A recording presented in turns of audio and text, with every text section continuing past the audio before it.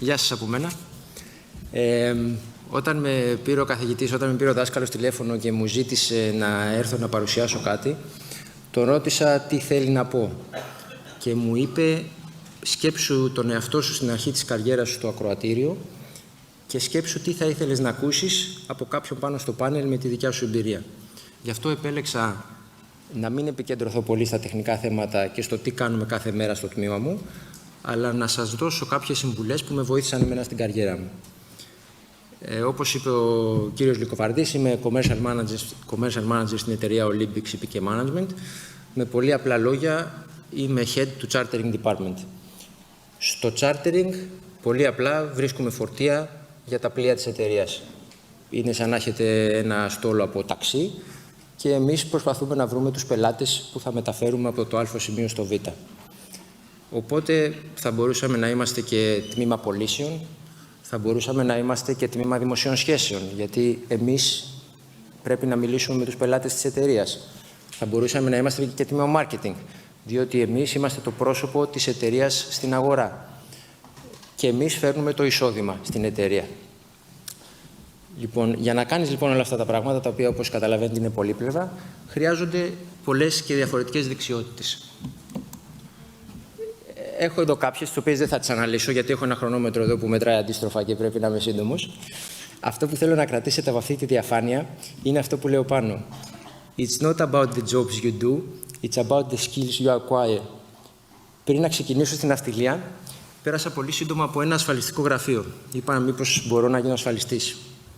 Λοιπόν, ήμουν ο χειρότερος ασφαλιστής του κόσμου. Το μοναδικό συμβόλαιο που έκανα, ασφάλισα την αδερφή μου στην ασπής πρόνοια. Δεν χρειάζεται να πω κάτι άλλο. Νομίζω ακόμα δεν με έχει συγχωρέσει ποτέ.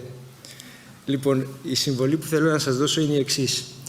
Όσο ψάχνετε τη δουλειά των ονείρων σας, όσο σπουδάζετε, κάντε οποιαδήποτε δουλειά έρθει στον δρόμο σας. Δεν έχει σημασία τι θα είναι αυτό.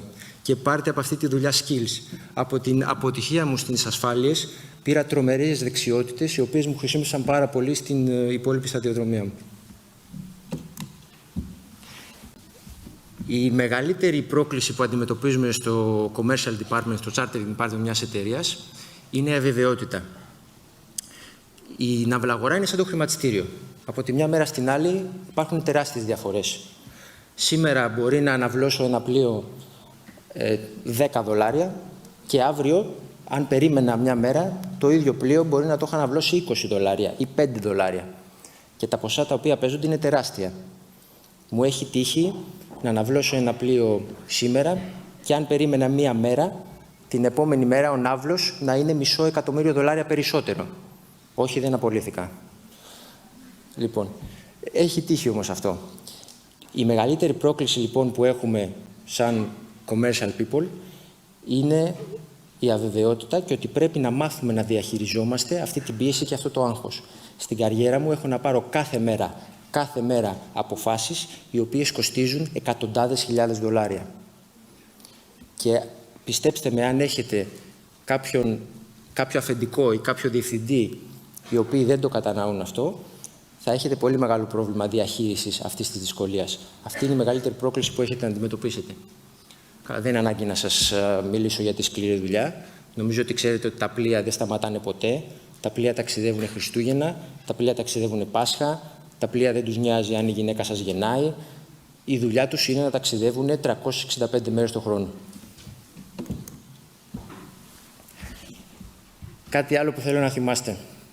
Όταν θα ξεκινήσετε, οι περισσότεροι από εσάς ξεκινάτε τώρα. Μην περιμένετε κανένας να σας ανοίξει τις πόρτες και να σας δώσει 5.000 ευρώ και να σας πει ορίστε το πλοίο μου το οποίο το αγόρασα $100 εκατομμύρια, πάρ' το και βρες του δουλειά. Στην αρχή θα κάνετε τις μικρές δουλειές.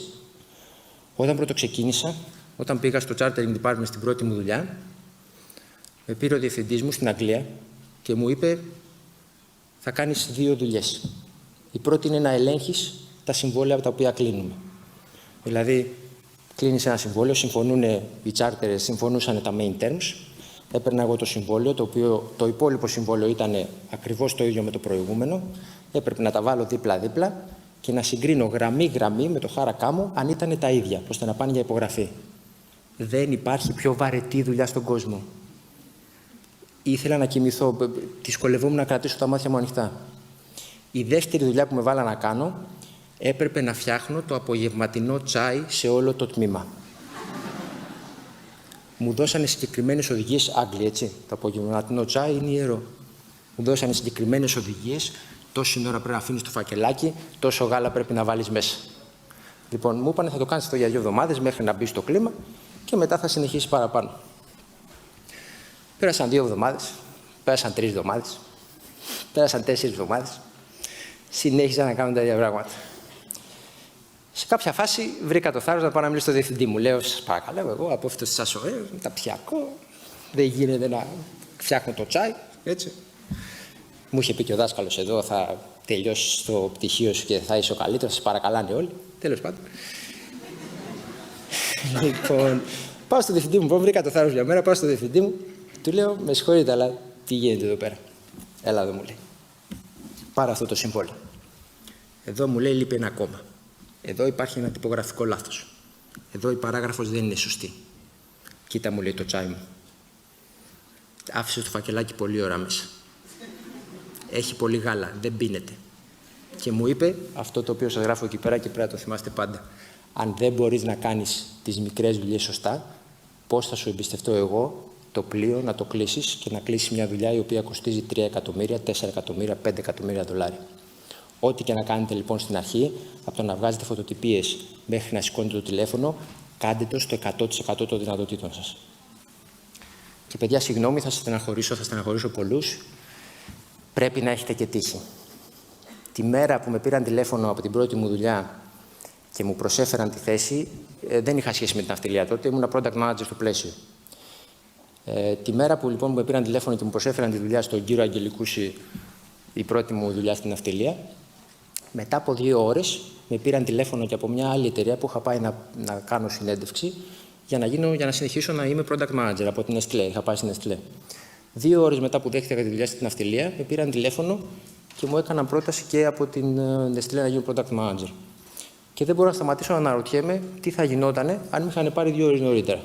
Αν θα ήμουν εδώ τώρα ή αν θα ήμουν κάπου αλλού. Χρειάζεται λοιπόν και τύχη, δυστυχώς. Το μεγαλύτερο μάθημα που έμαθα στην ναυτιλία. Μην περιορίζετε τον εαυτό σας στην Ελλάδα. Η ναυτιλία είναι μια δουλειά η οποία είναι παγκόσμια. Δεν έχει σύνορα. Όταν θα βγείτε εκεί έξω και θα ψάξετε δουλειά, το πεδίο δράσης σας είναι ο κόσμος. Όλος ο κόσμος. Μην περιορίζετε τον εαυτό σας. Αυτή τη φωτογραφία την τράβηξα πριν 10 χρόνια. Εγώ τραβάω τη φωτογραφία.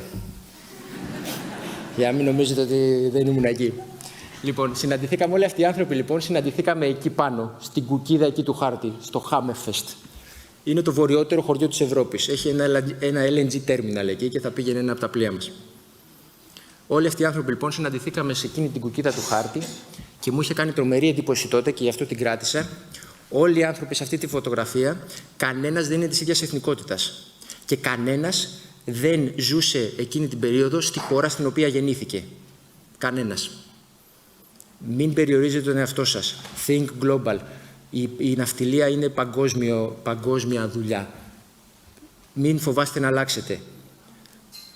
Στα 12 χρόνια που κάνω αυτή τη δουλειά, έχω αλλάξει 5 χώρες και 1 φορά έχω αλλάξει ήπειρο. Όταν με φώναξε το αφεντικό μου, όταν με φώναζε το πρώην αφεντικό μου και μου έλεγε «Θοδωρή, θέλω να πας να αναλάβεις αυτό το project σε εκείνη τη χώρα και να μείνεις 3 χρόνια». Η μόνη ερώτηση που του έκανα ήταν «Τι ώρα φεύγω».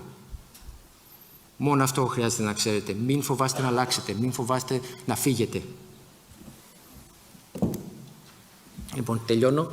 3:23, καλά είμαι. Λοιπόν, πριν να ξεκινήσετε, ξέρω ότι η ναυτιλία σας φαίνεται όλη καταπληκτική, η καλύτερη δουλειά στον κόσμο, η βαριά βιομηχανία της Ελλάδας. Θέλετε όλοι να έρθετε να ασχοληθείτε στην ναυτιλία. Πριν να ξεκινήσετε, αναρωτηθείτε. Είστε διατεθειμένοι να κάνετε αυτό που πρέπει?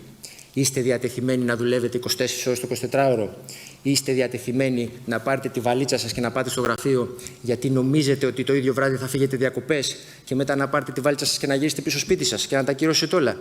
Αυτά που σας λέω έχουν γίνει. Δεν είναι κακό, έτσι, μην με παρεξηγήσετε.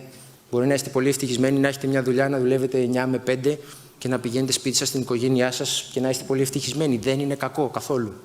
Αλλά αν θέλετε να είστε πετυχημένοι στην ναυτιλία, δεν υπάρχει άλλος δρόμος. 2 πράγματα τελευταία που θέλω να θυμάστε και κλείνω. Πάντα, μα πάντα, ό,τι και να κάνετε, να κρατάτε τις αξίες σας και την ηθική σας, τις ηθικές σας αξίες. Στην καριέρα μου πάρα πολλές φορές είχα πάρα πολλές ευκαιρίες και να χρηματιστώ και να χρηματίσω εγώ κάποιους άλλους, ώστε να κάνω τις δουλειές τις οποίες πρέπει. Μην μπαίνετε στον πειρασμό. Γιατί αν είστε πραγματικά πετυχημένοι, αυτό το πράγμα θα γυρίσει και θα σας δαγκώσει όταν δεν θα το θέλετε. Ποτέ λοιπόν, value και ethics, πάντα να τα κρατάτε. Δεν έχει σημασία αν όλοι οι υπόλοιποι το κάνουν λάθος. Εσείς πρέπει να το κάνετε σωστά. Και το τελευταίο, και είμαι και πολύ μπροστά. Έπρεπε να πω κι άλλα. Λοιπόν, το τελευταίο και κλείνω. Θυμηθείτε, μπορεί να τα κάνατε όλα σωστά. Μπορεί να δουλέψατε πιο σκληρά από όλους. Μπορεί να ξημεροβραδιαστήκατε διαβάζοντας, να είστε ο καλύτερος, να έχετε το ταλέντο, να έχετε τα skills, να έχετε τα πάντα. Αλλά κάπου, κάποτε μέσα σε αυτό το σύμπαν, κάτι σας χαμογέλασε, ήσασταν και λίγο τυχεροί. Ενώ άλλοι άνθρωποι δεν ήτανε. Δώστε πίσω. Έχετε υποχρέωση, επειδή είσαστε πετυχημένοι, όταν θα γίνετε πετυχημένοι, έχετε υποχρέωση να δώσετε κάτι πίσω. Είτε θα είναι φιλανθρωπία, είτε θα είναι εθελοντισμός, είτε θα είναι να βοηθήσετε κάποιον ο οποίος έχει ανάγκη. Δώστε πίσω. Αυτά από μένα. Ευχαριστώ πάρα πολύ.